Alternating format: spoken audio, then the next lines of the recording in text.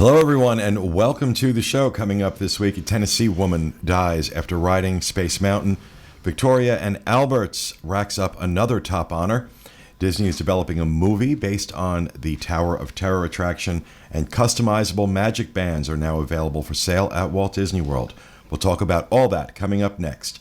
From the Bob Varley Studio in Orlando, Florida, this is the Diz Unplugged.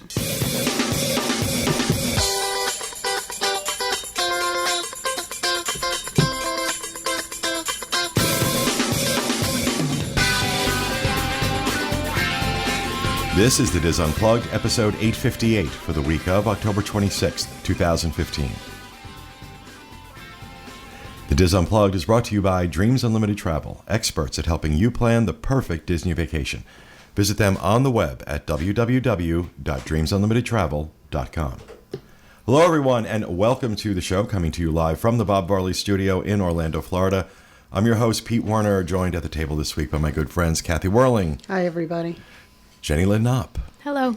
Teresa Eccles. Hello. Julie Martin. Hi. And back in the production nook, associate producer Rhino Clavin. Hello. Along with our intern Steve Porter. Hello. And our producer Craig Williams. Hi. Steve, that's his name. I got it. Okay. Oh. Sorry. So welcome to the show, everybody. In housekeeping, have some sad news to report. Those of you who are regulars on our theme parks forum on disboards.com will know that one of our longtime members and former moderator on that board, Cheshire Figment, also known as Mike Tuckman, passed away this past Saturday at the age of 75.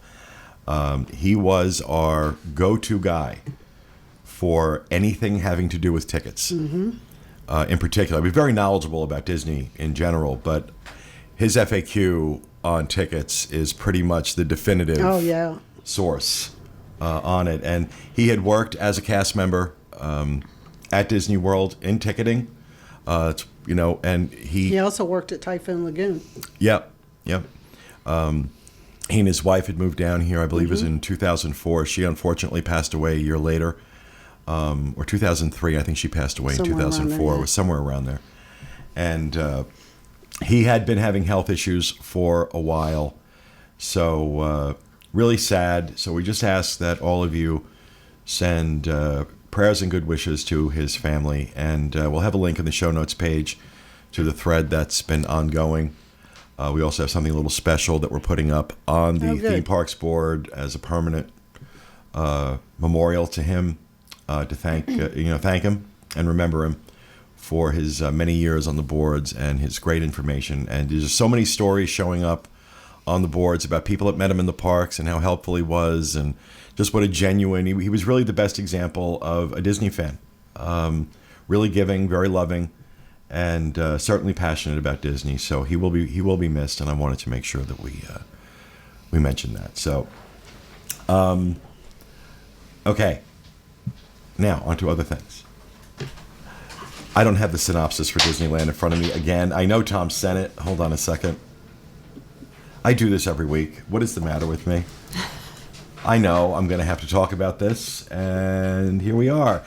Every Sunday night, 11 p.m. Eastern, 8 p.m. Pacific, live on Mixlr.com. That's Mixlr.com, the Disneyland edition of the Diz Unplugged.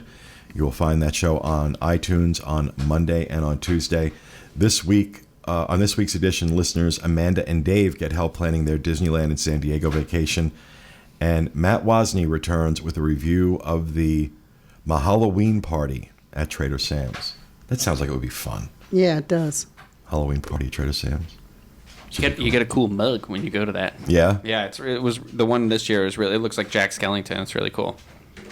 So that's the Disneyland edition of the Diz Unplugged, available on iTunes now. So go check it out. Every Wednesday, 1 p.m. Eastern, DizUnplugged.com, The Trip with Jenny Lynn Knopp and Teresa Eccles. And what are you talking about this week? This week we are giving a review of Pirates Cove Adventure Golf on International Drive. And it was an adventure. It was. It was fun. Cool. So, yeah. All right, 1 p.m. Wednesday. And, of course, 1 p.m. Thursday, Eastern Time, DizUnplugged.com. the Universal edition of the Diz Unplugged with Craig Williams, Rhino Clavin, Jenny Lynn Knopp, and Craig. What's this week's show? This week's show, we are doing another installment of Family's Guide to Universal. Okay. So, And you, starring JL. You're doing the come hither pose. I'm working on an issue right now. Are you like facing the corner or Yeah. what? Yeah, it's Yeah. like very Blair Witch. So that's that, and of course, this coming Friday, the 30th, will be the last installment for this month of the Connecting with Walt podcast with Michael Bowling, and as we mentioned at the beginning of the month, this is going to be a quarterly thing. So that one ends it for this month, and then they return again in January. Craig, do you know what the segment this week is? Sorry, I just completely missed that. For connecting, audio. connecting with Walt.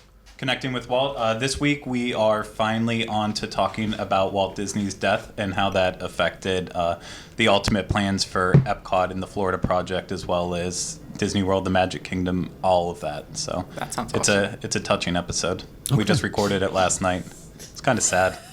Okay. It's depressing to He talk said about that all with such death. feeling. Yeah. It's a touching episode. Very special episode. It's a very important episode of Seventh Heaven.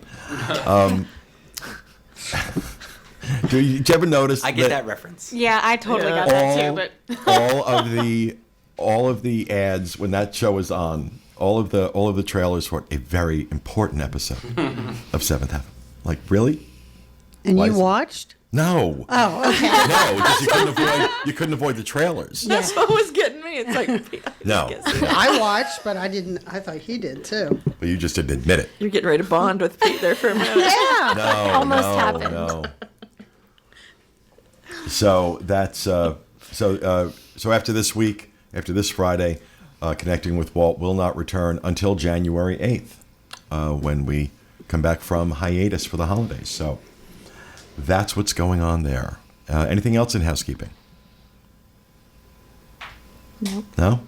Really? Oh, I wanted to give a shout out. Will Perry got married this Yeah. past oh weekend. yeah, him and Tiffany. That's right. Congratulations. Eloped. We love Yeah. Eloped to a mountain in Tennessee, I believe. Yes.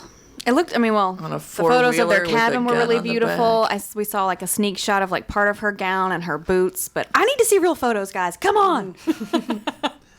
Yeah, that's awesome. That's awesome. Big congratulations to Will. Wow. Finally off the market. After all these years. So, anything else for housekeeping? All right, going once, going twice.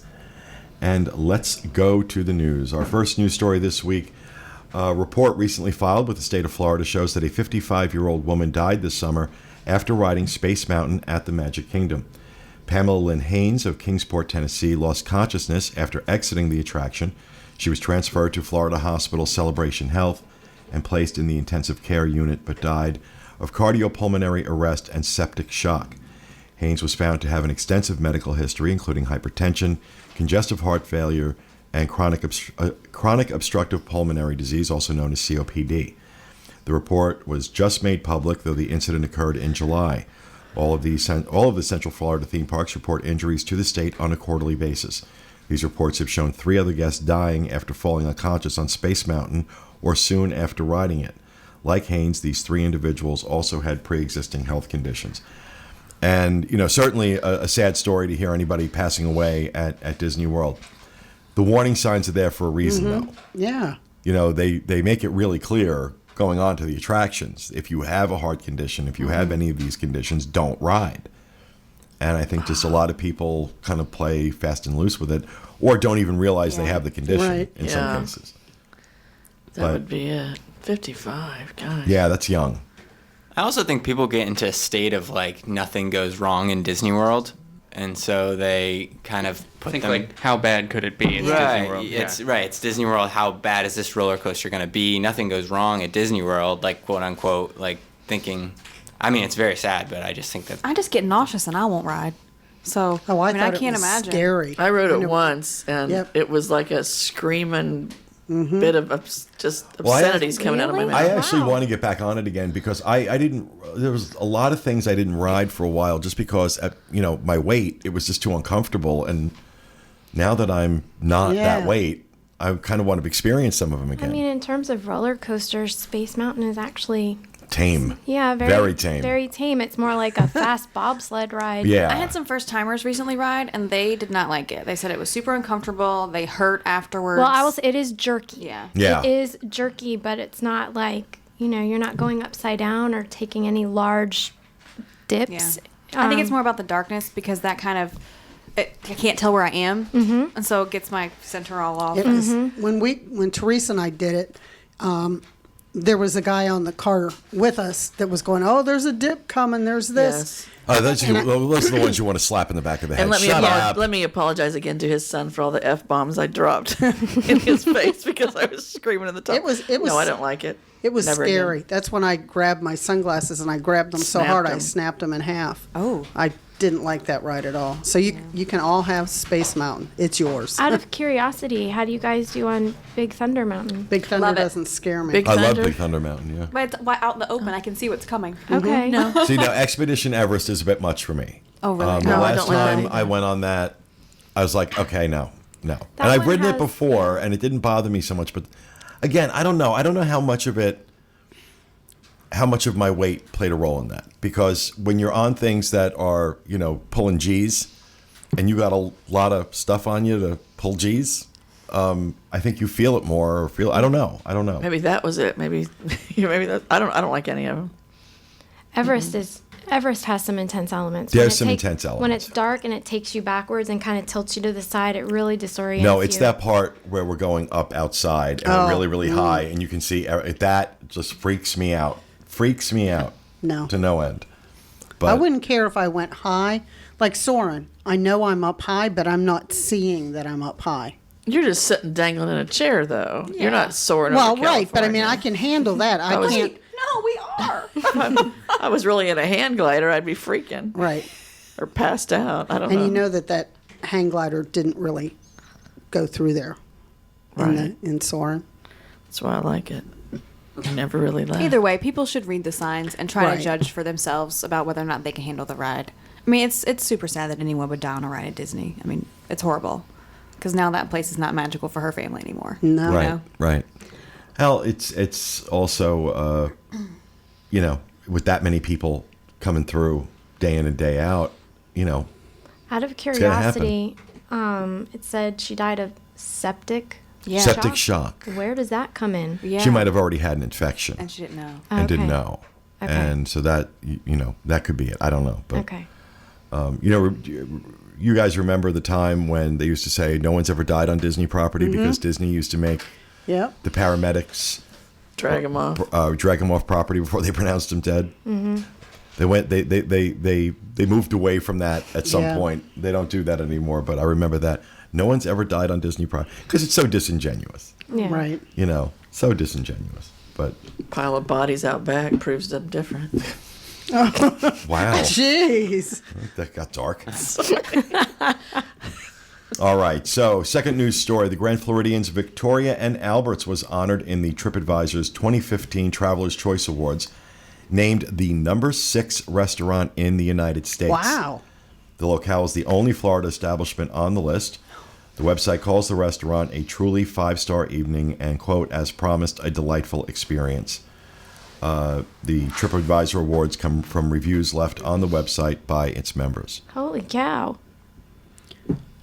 I liked it there, and I'm not the kind of person that likes It's been so long since I've been there. fussy, but it just seemed like super duper good service. Oh, yeah. It's like the minute you had a thought about something, That's the tagline. There he was. That's the tagline they should use. Super duper good service. I'm available. You're here for them. Yes. Now, the only time I've ever eaten at V&A's was the chef's table. And it was when Walter and I first met. It was one of our first dates. I was able to snag chef's table. It's impressive. Yeah, I don't know how I got it because normally you got to Yeah, book you that do. Somebody canceled and you were months lucky enough and to months. get it. Months and months in advance. I have never eaten there. Me neither. Me neither. You have But to go now I sometime. feel like I need to go. Oh no, it's incredible. Yeah. I mean, Is that a picture of it? Looks like Grandma's kitchen with chef's. in the that's kitchen. chef's table. Yeah, That's chef's table. Okay. So, but congratulations, Vienna. They've been racking up honors this year like crazy. In terms of being one. I mean, not just the best restaurant at Disney World by a mile, but one of the best in the country. Yeah. Consistently. This isn't just TripAdvisor saying this. A number of awards that have ranked V&A's in the top restaurants in America. So, now it's important for people to know it is also the only restaurant, I believe, at Walt Disney World that enforces a dress code. Gentlemen must wear jackets, and women are skirts or Probably dress like Yeah. dress Like dress business slacks. pants, yeah. Yeah.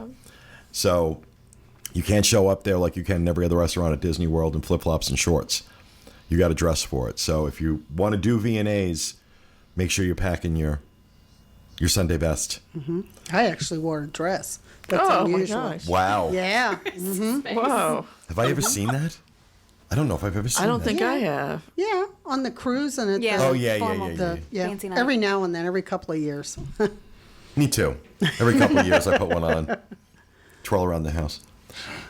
All right, and while we're talking about restaurants at Disney World, Chef Rick Bayless has announced a new restaurant venture at Disney Springs. Bayless is a 6-time James Beard Foundation Award winner, won Bravo's Top Chef Masters, and has hosted Mexico one plate at a time on national public television for 10 seasons. Chef Bayless focuses on Mexican cuisine and operates several popular Chicago restaurants, including Frontera Grill, Topolo Bampo, Zoco, and Frontera Fresco. Frontera Fresco will be coming to Disney Springs. The restaurant features handcrafted tortillas, tacos, salads, fresh-made guacamole, and classic Mexican braised meat entrees. Bayless said, quote, "I'm thrilled to bring Frontera Fresco to Disney Springs and share my passion for Mexican cuisine with the families who visit Orlando every year." Heck yeah. I love Mexican food. They are knocking it out of the park at Disney Springs with Yeah, these they are. restaurants. They are bringing, they're bringing a game. They are not fooling around. No, they're not fooling around. And it's just interesting. I wonder, I mean, it's great, but it seems like every week we're hearing another announcement of another celebrity chef coming to Disney Springs. Disney Springs. But the way I look at it, they're either going to run out of space, they're going to run out of celebrity chefs, or they're going to run out of guests to fill these places. Because there's an awful lot of dining establishments Yeah. Yeah, I guess so. at downtown Disney. So I wonder how, I think initially they're all going to do well. But Morimoto Asia, aren't they now, They just They ju- announced a discount for the discount for annual passes. So holders. they just opened a few weeks ago, a month ago. So they're already doing discounts for annual pass holders, which these places don't do unless they need to draw people in. And so I'm wondering how that's going to go in terms of the because this is not just competition from several average eateries. You have all these celebrity chefs with a name and with a following, all opening restaurants in a very small area around each other.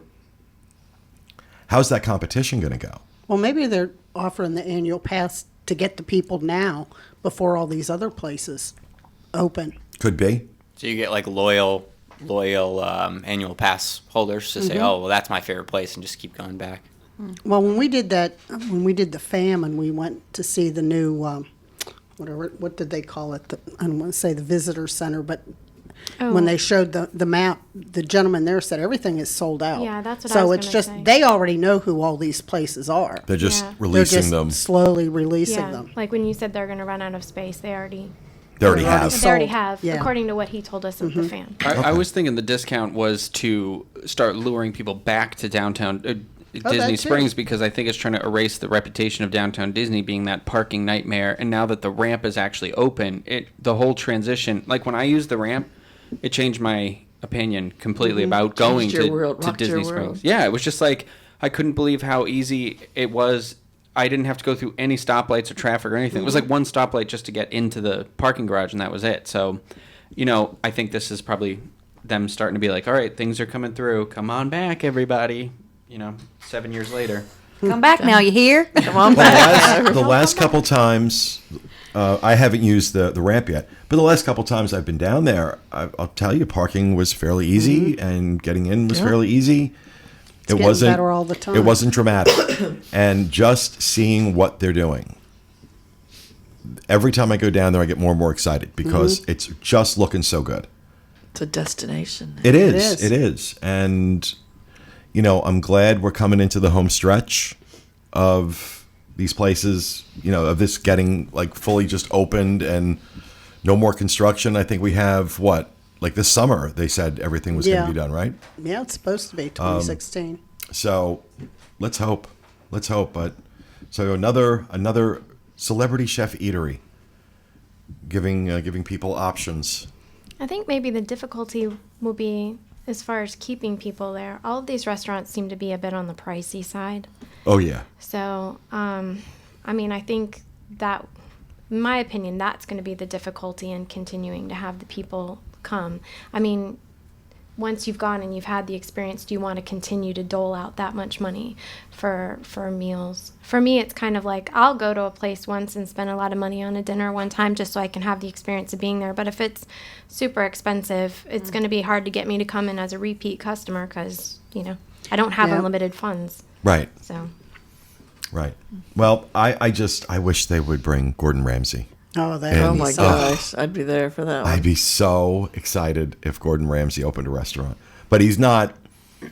His persona, I just don't think is really consistent with Disney. No. It'd be cool though, wouldn't it? Well, because especially if he was like in the restaurant and like yelling at his staff, "You cow!" That would be awesome. Well, they do You it ignorant at 50s cow. prime time. Yeah. Only it would be more severe, right? Or they're yelling. Well, that's entertainment, but That's his persona. I think it'd be cool.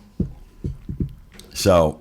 All right, that'll do it for the news. We're going to move on to rapid fire. Mrs. Whirling. Okay. Mine is the Shop Disney Parks now offers on-site deliveries. Disney has an app that you can find the merchandise that's offered at Walt Disney World, and now you have the chance to have your merchandise sent back to your hotel. That gets there. Let's see. If you make it before 3 p.m., it can be picked up at your resort the following day after 12. And if you're in the park, you can have it sent to the package pickup. Not doing anything.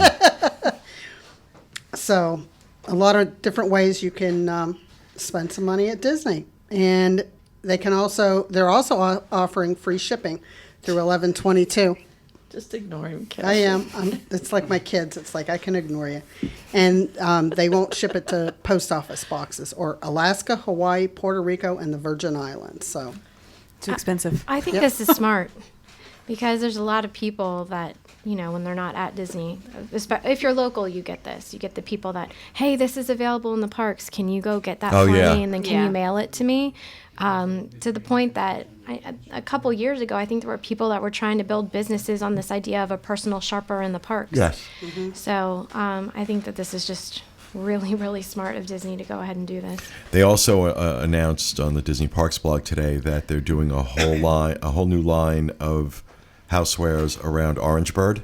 I saw that. That looked really cool. Some really, really cool Oh, stuff. that I've sounds seen cool. it. I mean, he's really Stuff in the cute, but co-op. you could go overboard.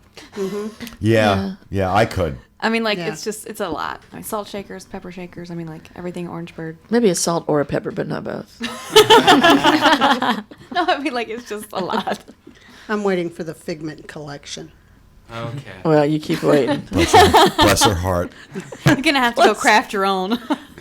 Bless her heart. I'm going to try. No concept of acceptance and letting go. All right, thank you, Kathy. Jenny Lynn. Mine has to do with the Morocco Pavilion. The old group, I cannot say the name of this group, so I'm just going to bypass that altogether. The former group that was there has ended their run, and Rebob Fusion is coming from Northern Africa, and they're going to be performing through January 2nd on Wednesdays through Sundays.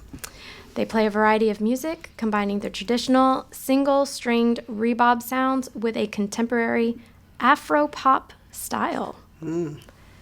I'm not sure what that is. I enjoyed the old band, so I mean, I'm excited to see what the new one might be like. Did they play Afro pop? I don't know because I don't think I've ever heard that. I have never heard of it either. But anyway, that's it's the news. African pop. Well, yeah, we know that. It's but just- I don't have an But African what music does channel that in my car. mean? Do you? I mean, I do. I have Sirius. Oh, I so don't have I'm like, Well, I lived in Africa, but they weren't doing pop when they were. Anyway, that would be it. All right. Thank you, Jenny Lynn. Teresa. Moving on to Japan. The current exhibit in the Bujitsu Kan Gallery, and that is the Bujitsu means art, translates to art gallery, showcases the country's culture of cute. The display Kawaii, which means cute, Japan's cute culture, shows modern Japan and how the designs have become a way of life. Kawaii is used as a way of self-expression. The exhibit details Kawaii's origins and how it's used across Japanese culture. Yeah. Does Gwen Stefani have Yes, anything super to do with kawaii. this? No, she just loves Oh, Japanese culture. Super kawaii. That's how I knew. That's exactly how I knew. It's sad. I knew through my daughter, her art. But cool. Kathy, you gonna go check it out? Yeah, I am. It's back in. It's a good place if it's like hot out. That's a good place to go back and sit and enjoy the exhibit. Enjoy the That's cute where they had the 10 toys, right? culture of cute. Same place. I like all that stuff. The old Sailor Moon, all that weirdness. Oh, and- yeah. Yeah, we've been living with that for years at our house. It's cool. All right. Thank you, Teresa. Is it my turn? It is your turn. Mine is about the Latin Baseball Festival. So we have a theme going on here. It's Right. like all. So it's November 20th through the 22nd at ESPN Wide World of Sports. So there will be 2 Puerto Rican baseball teams who are going to play a 3-game weekend series at Champions Stadium. Bear with me. My Spanish is not excellent. The Cangrejeros de Santurce and the Indios de Mayagüez. Maybe. My favorite team. These teams play in the Roberto Clemente League in Puerto Rico. Tickets are on sale through Ticketmaster or Disney, and they range in price from $17.50 to $30. So kind of, I mean, I think that's relatively inexpensive for a baseball game. 2 game packages, group tickets, and suites are also available. And before each game, there'll be Latin-inspired entertainment, music, food, drinks, and vendors. There'll be a post-game jam after the Saturday game. Musical acts will include Humberto Ramirez and Best Friends, Giovanni Hidalgo, Fusion Beat, the Leslie Cartaya Quartet, and the children's group Atención, Atención. Wow, I'm impressed. The games are Friday, November 20th at 7:30, Saturday, November 21st at 3, and then Sunday, November 22nd at 1. And then the festivals will be on Friday at 4:30, on Saturday at 3, and then on Sunday at 11. So if you're looking for something Latin-inspired to do, I bet this and will if be you're popular. a baseball fan, it sounds like a fun time. I Latin think people know this- how to party. Yeah. I think this will be popular. Maybe So- with the locals, too. Yeah. If they advertise it well, you know. I had not heard anything about this until I was just looking for rapid fire. it's I'll have to nice ask my that Puerto Rican friends. that they're going after that market though, because I feel like Disney doesn't. There's not a lot for Hispanic or Latin community. They don't reach out to them the same way that like SeaWorld does with their. They do. Oh my God, I can't remember the name of it, but they do a bunch of Latin artists that come Right. in through there and they perform and stuff like that. So it's kind of cool that Disney's trying to get in there too. I also wonder, I know I did a rapid fire, I don't know, it was 2 weeks ago or 3 weeks ago, about how the Atlanta Braves might be moving. And I wonder if Disney is worried that, all right, well, let's figure out what other baseball things we can bring in here Oh, yeah. if they are, in fact, leaving. Right. That's a good point. Puerto Rican baseball. Versus, Isn't baseball big in Japan too? They could have Oh, it's Japanese very baseball big. teams come. It's very Well, big. that you'd want to do. You'd want to do out in California. That's where most of your Japanese tourists end up. Not so much out Kawaii. here. Cool. Awesome. All right. Well, thank you, Julie. Viva la Musica. That's the name. Oh, okay, yeah, I knew it was. Sorry, that was something bugging musical. me. I'm sorry. Rhino. Okay, so mine is movie oriented, as it often is. And it's about a new Tower of Terror movie that is in the works. And I'm not actually sure that this slide is correct because I don't think Disney is developing it. It's Warner Brothers. But the writer John August, who wrote Big Fish, which I'm a big fan of, he did a treatment for this movie at Warner Brothers, and they were excited. And now Disney's looking to hire a screenwriter for another treatment. Jim Whittaker is producing with August after he and the A-list writer hatched an idea based on the theme park attraction, and the studio really enjoyed what they had to say. So apparently this is the first attraction to ever have a movie developed after it too, because the Steve Guttenberg, Kirsten Dunst movie from like 1997 counts. So it, even though it was a made-for-TV movie. Mansion? This was way before that. Oh. This was before Pirates of the Caribbean and everything. So it should be interesting. I love Twilight Zone stuff. Well, hopefully this would be better than the Steve Guttenberg movie. Yeah, they reference in it. They talk about Crimson Peak in it. So I'm sure they're not going that dark, but it would be nice if it was like kind of a gothic, little darker Hollywood. I love a good period Hollywood piece. So A little Art Deco. You mean Police Academy 1 through 6 were not like up your alley? You don't like Steve Guttenberg? Steve Guttenberg. Oh, they were. Just that Tower of Terror movie on television movie with Steve Guttenberg was that's stupid. But that's the problem I think they're going to face no matter what they try to do with this brand. I mean, obviously it's a story that they developed into a 5-minute ride overall. It's meant to be enjoyed in 5 minutes. It can't be, I'm sure they found a way to take it and, stretch it out, kind of like they did with Pirates, just having those loose little nods to the attraction in there. But with Tower of Terror, how do you just put in a loose nod to Tower of Terror besides having it in the background or something? It's all about the backstory, Craig. Well, I'm assuming there's an elevator drop must happen at some point in the movie. You know what I mean? People That will seems die, like a lame, maybe. lame kind of thing, Right? They will, but I don't Or care they about will the people before they get disappear in. into another dimension. Do, do, do, do, do. Well, before you review the movie, maybe we should wait for it to actually be shot. I know. I'm just, looking at the Steve Guttenberg one. It's kind of like also going over to Guillermo del Toro with the Haunted Mansion movie that he's been trying to make now for 10 years. It's no matter what he could do to that, you still have the Eddie Murphy taste in your mouth from that one. Wow. Kind of ruining I don't it. have that taste in my mouth. No. Just not going there. Just not Eddie going Murphy there. taste. Does anybody have an idea how this is working out with Warner Brothers making this movie? But it's Disney. It's a Disney attraction. Well, I talked about No, it because the rights, Disney does not own the rights to Tower of Terror. right. That's or to Twilight Zone. Twilight Zone. Yeah. They don't own Okay. the rights to Twilight Zone. So that might have something to do with any Twilight Zone connection. Might be I don't know. The rights might be owned by Warner. I think it's going to be a Roger Rabbit situation where it's going to be like Warner Brothers might put the movie out and it's just a co-finance thing with Disney. You know, they've allowed the permission, like how Mickey Mouse is in Roger Rabbit. CBS owns the rights to Twilight Zone.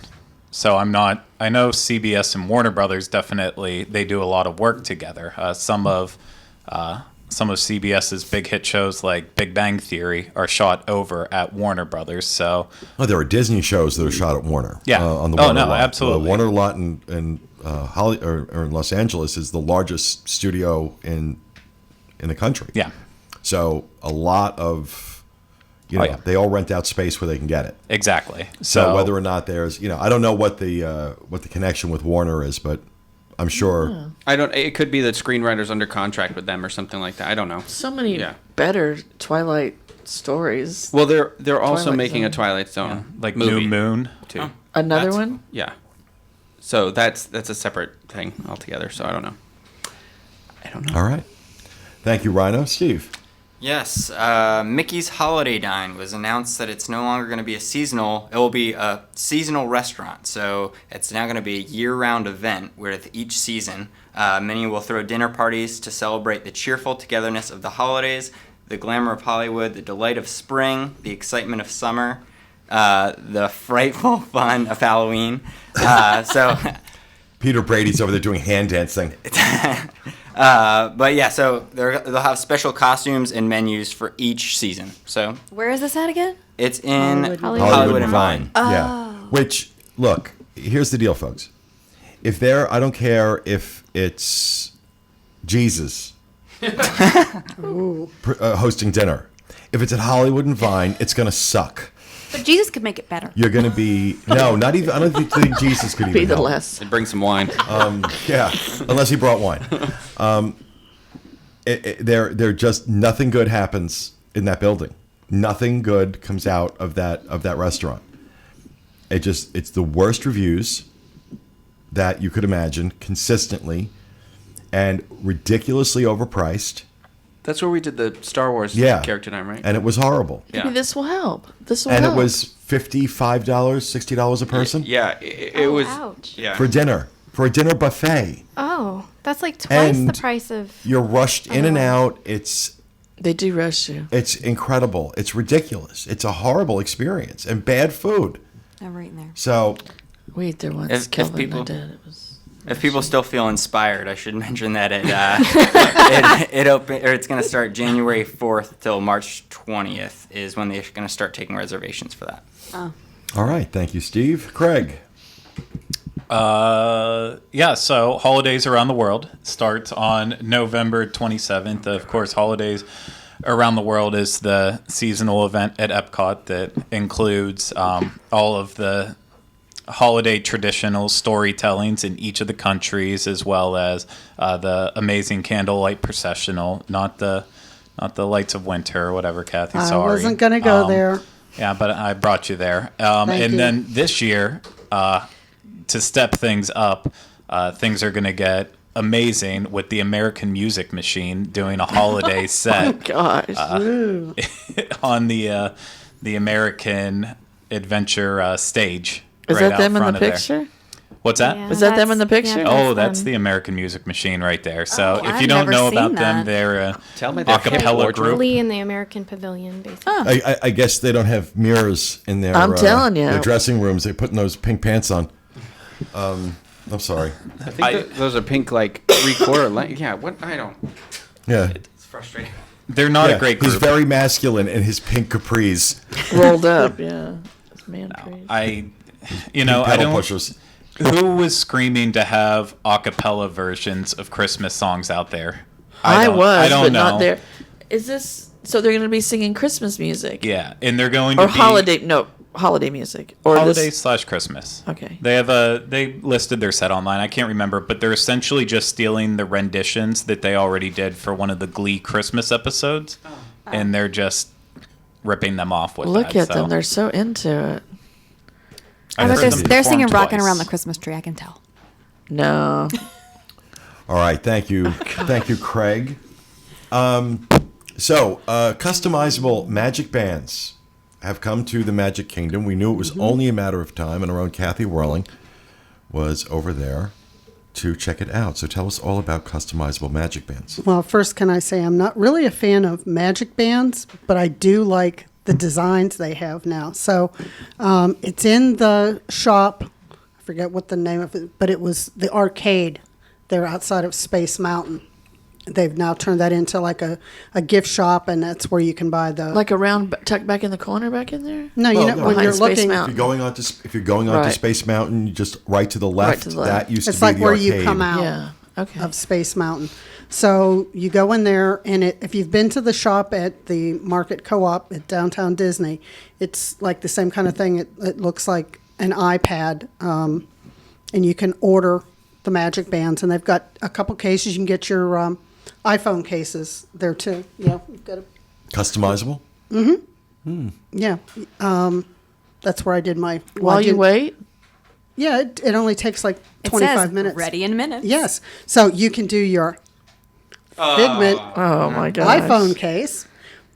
You can do this at Magic Kingdom, but at Magic Kingdom right now they only have a certain number. You can get just colors. You can get with your name on the side. You can get the cute little Patriotic Mickey. patriotic one. But the thing that I did it on purple because purple's the new color that you can get, and Yeah. these Magic Bands are a lot more flexible. They're still thick in the middle where the Mickey head is, where the battery and stuff is, but it fits a lot better on the wrist. It doesn't the feel others as are a little stiff. yeah. So if you want to just get a Magic Band, it's $21.95. If you want your name on it, it was $29.95. Oh my gosh! And your name has holes in it. I know. That's what Katie Did said. you pick like- the location for your name? No, it's where Oh. they put it. So you go up, you customize it. You just scroll through the screens, and you do what you want. They're going to have certain ones that you can only get at the Magic Kingdom, so I'm sure that's going to be what happens at all the parks. So eventually, like Epcot will have Figment, and, all the different parks will have something pertaining to that park. So $30 though. yeah, it's $21.95 if you don't want your name on it For any design. for any design. 21 to $22 and for any design. $29.95 if you want your name on it. What are the designs, or can you can't create your own design? No, they've got a You just bunch gotta of pick different one. ones. Yeah, you just have to choose. Yeah. Oh wow, it's giving me a See. headache. Yeah, that page there, that's when you're adding on to the different, what you're adding to it. And why don't I don't have stars on there? Maybe the 'Cause you have your stars are- name. Yeah, maybe that's it. Can't have it all. I guess. Oh. But when you finish it, you get an order number. You take it up to the counter.